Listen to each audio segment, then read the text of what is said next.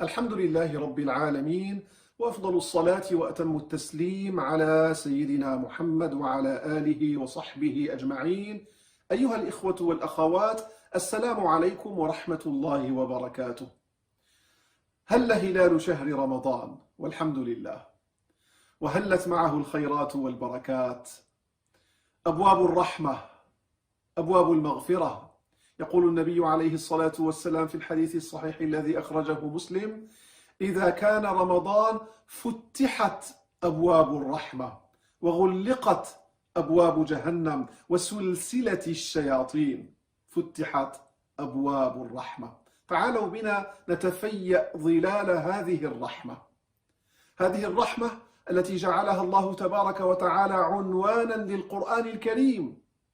هذا العنوان في أول الكتاب وفي أول 113 سورة: بسم الله الرحمن الرحيم. اسمان من أسماء الحق سبحانه وتعالى: الرحمن الرحيم، إعلاما لنا بسعة رحمة الله عز وجل، ولذلك قال سبحانه: ورحمتي وسعت كل شيء. عنوان الرسالة النبوية: الرحمة. قال تبارك وتعالى خطابا لنبيه عليه الصلاة والسلام: وما أرسلناك إلا رحمة للعالمين. انظروا إلى هذه الرحمة وشمولها، رحمة للعالمين، لا للمسلمين والمؤمنين فحسب، ولا لأصحابه في زمانه فقط، ولا للإنس والجن، وإنما للعالمين جميعا، حتى شمل عليه الصلاة والسلام بالرحمة من خلال التشريعات والسنن النبوية الحيوان، من خلال الرفق بالحيوان والرحمة بالحيوان. وما أرسلناك إلا رحمة للعالمين.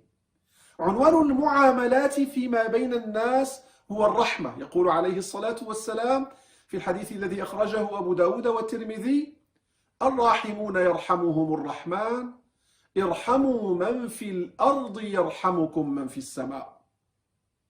وفي رواية: الرحم شجنة من الرحمن، فمن وصلها وصله الله، ومن قطعها قطعه الله. الرواية عند الترمذي.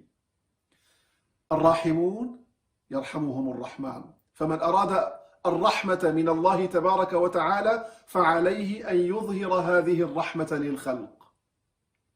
تعالوا بنا ننظر، ترى هل نظهر هذه الرحمة للناس؟ الإسلام دين الرحمة. لو أردنا أن نأخذ صفة تميز هذا الدين العظيم، خاتمة الأديان وخاتمة الرسالات السماوية، هذه الصفة هي الرحمة.